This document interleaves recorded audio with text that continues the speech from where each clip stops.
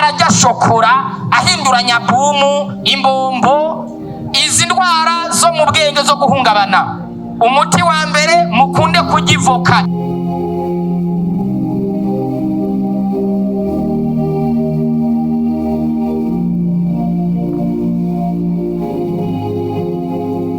Abantu bafise ingorane zitatu zikomeye: abantu bagwaye depression, abandi bafise anxiety, abandi bafise stress.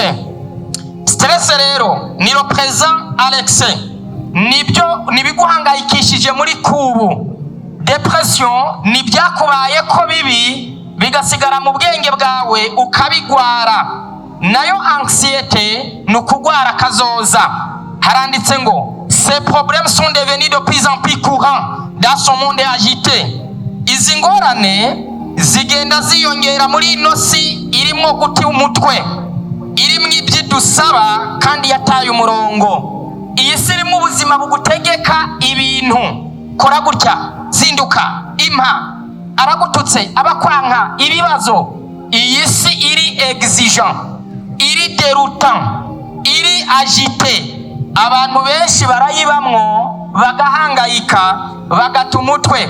Umwanditsi aravuze ngo plusieurs personnes échouent dans leur recherche à freiner de la solution.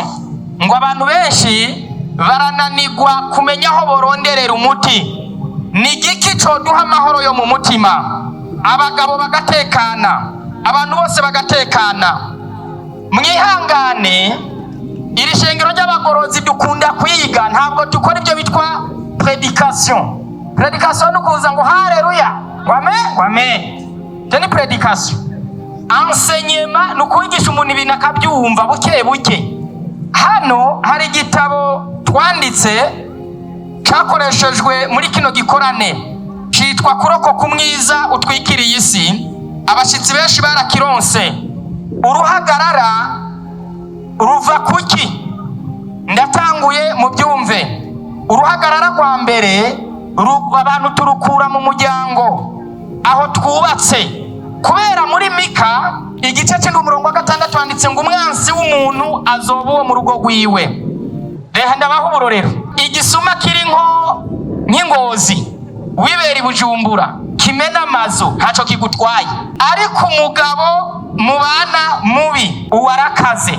Umugore yakuraje kujya musonga mubana ku buriri bumwe uwarakaze. Umwana kuruhije waranamubyaye uwarakaze. Uruhagarara rwa mbere ngo uruhagarara rwa mbere ruzoba rukomoka aho tuba. Ibintu 20 bituma abagabo n'abagore hagati yabo haba indyane, abantu bakagenda bababaye. Hari umuntu muri Kamerune yagize ibibazo byinshi w'umugabo, agace ko mu bwonko kajejwe mouvement corporel karapfa, amafire atuma uhagarara arapfa. Uwo mugabo acaguma aragenda biranka ko ahagarara kubera stress nyinshi. Iyi si mutitonze muzosara. Mwebwe ntimuzamubona abagabo bagenda bivuganya. Hari n'abakora ibiharuro ngo ciye ngo hari ibibazo biba byansi. Hari n'uwicara hasi ukabona aranditse kazona avuyeho n'ubundi yikunkumura. Iyi si abantu tutitonze ngo twige neza uko tuyibamwo tuzokwiruka. Hano haranditse rero muri cya gitabo ni page 44. Icambere giteza abantu uruhagarara mu muryango ni iki: iyo umunyarutonde abana n'umunyakajagari bitera kuruha. Umugabo n'umugore umwe n'umunyarutonde undi n'umunyakajagari, ugasanga ikiyiko kiba ku buriri, impuzu zanurirwa muri kanape, umugabo ibirato agereka ku meza. Uwo munyarutonde abana n'umunyakajagari bitera uburuhe. Kubana n'umunyamwanda uri umunyesuku birababaza. Umunyabuntu abana n'ingumyi nabyo bitera uruhagarara. Umunyamwete abana n'umunebwe bitera uruhagarara. Uwitonda abana n'intagondwa bitera uruhagarara rwo mu mutima. Uwubaha abana n'ukengerana birababaje. Uwukunda Imana abana n'udahagacira ijambo ryayo birababaza. Uwibwiriza abana n'intumva birababaza. Umunyagitugu abana n'umunyamahoro birababaza. Intashima ibana n'uwihutira guca gushima birababaza. Uwusesagura abana n'utazi kuziganya. Umunywi w'itabi n'inzoga abana n'utazinywa. Uwufise ingeso yo kurenga ibigo abana n'uyifise canke bose bayifise birababaza. Uwuzi kuganira abana n'utaganira. Hari abantu mu muryango babana ukamenga ni nk'ibipoto by'amatara bishinze muri karitiye, kimwe kiri mu Kanyosha ikindi kiri mu Kinama. Ntibaganira, ntibatera inkuru, bibereye aho sinzi si babamwo. Abo bantu byo biratesha umutwe. Ikindi, kudahuriza ku butunzi bw'umuryango, ibyo biratesha umutwe. Kudahuriza ku gitigiri canke igitsina c'abana muzobyara. Ikindi, kwitwararika abandi gusumba b'umuryango wawe birababaza. Guteranywa n'imiryango muvamwo birababaza. Gukorera ibyiza abo mu muryango wawe gusa birababaza. No kudahuriza ku mabanga y'abubatse, ibyo bintu byose biteza uruhagarara mu miryango n'amahoro yo mu bwenge akaba makeya. Izi ndwara zo guhungabana, zo guhahamuka zishingiye ku kuntu kino kinyejana cacu kirimwo imibabaro myinshi, abantu bakwiriye kumenya uko bacitwaramwo.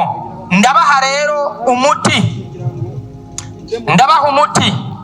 mu gitabo mfise hano citwa depression.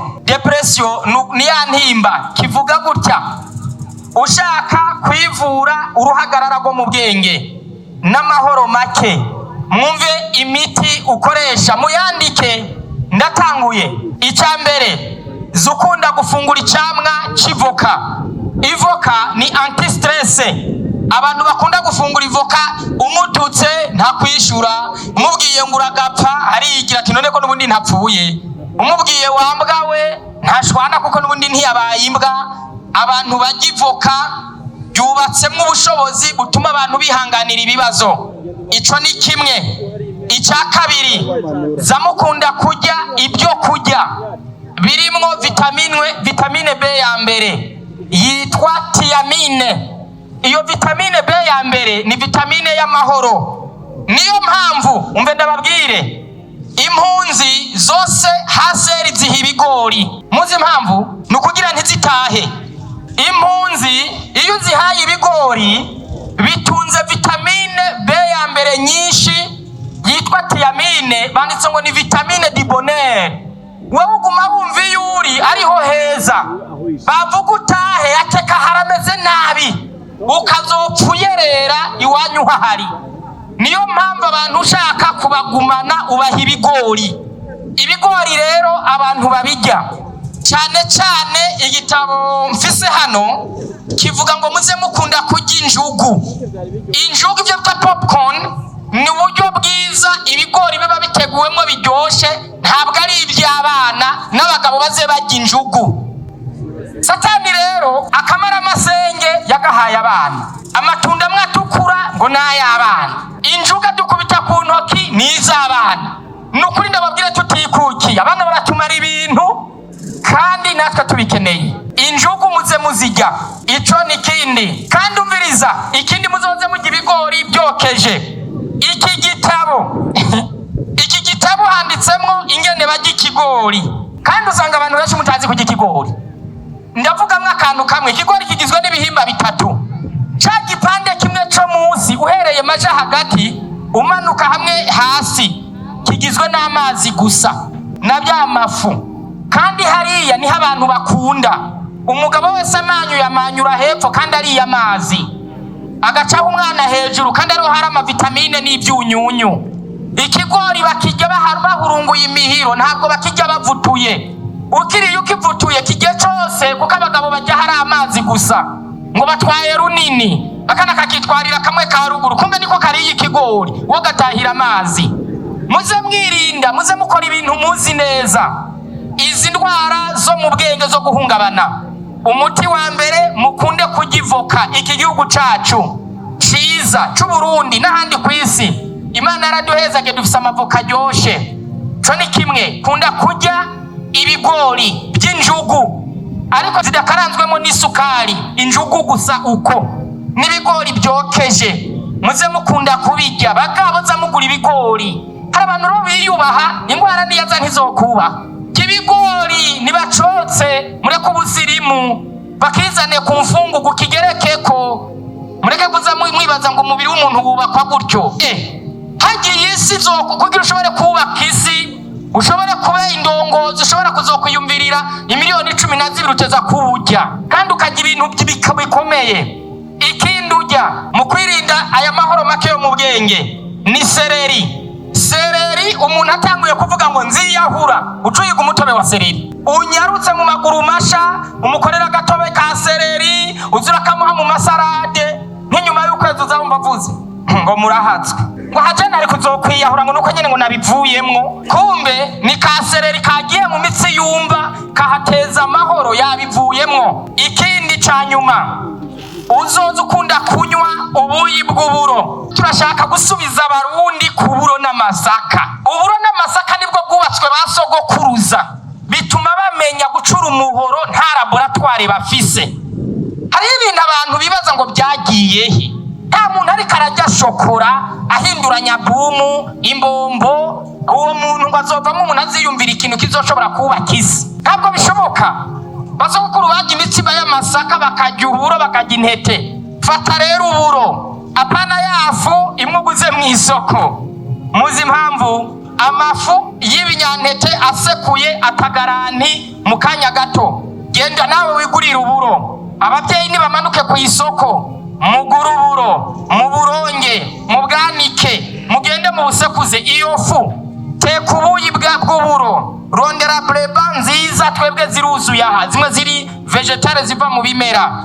Hageze kufungura banza ugivoka igisate kimwe, umwe n'igikombe c'ubwo buro, c'ubuyi bw'uburo, ariko ubwo buyi bw'uburo burimo ikiko ca breba n'ubuki bwiza ibiyiko 2. Ingora n'ubuki rero ngo ubu buba mu muzinga gusa. Ubuki dusigaye tubutinya, abahungu barabupirase. Muri Kamerune niho banakora, uvuze ngo shaka urimwo n'ibimamara barabikuzanira by'ibikorano. Rero ndasubiramwo, ubuyi bw'uburo cyo ni kimwe, ubushiremwo ikiko ca breba, shiramwo ubuki ibiyiko 2. Mbere yuko bunywa mfungura ivoka. Ibyo bintu uzoza ubyimenyereza niwo muturuhura mu bwenge. Mbwire ba bantu biyumvirira abandi, bamwe bafise proje nyinshi ku isi, bakwiriye kuza bakunda kunywa ubuyi bw'uburo bariyivoka burimo breba n'ubuki. Ibyo nibyo bituma mubona duhagarara imbere zanyu isaha n'inusu ntituruhe, tugasoma iki gitabo dushirako niki, nta mangetengete. Twirirwa ku buyi bw'uburo, twirirwa ku masaka, twirirwa ku muhore, twirirwa ku mizunzu, nibyo turya.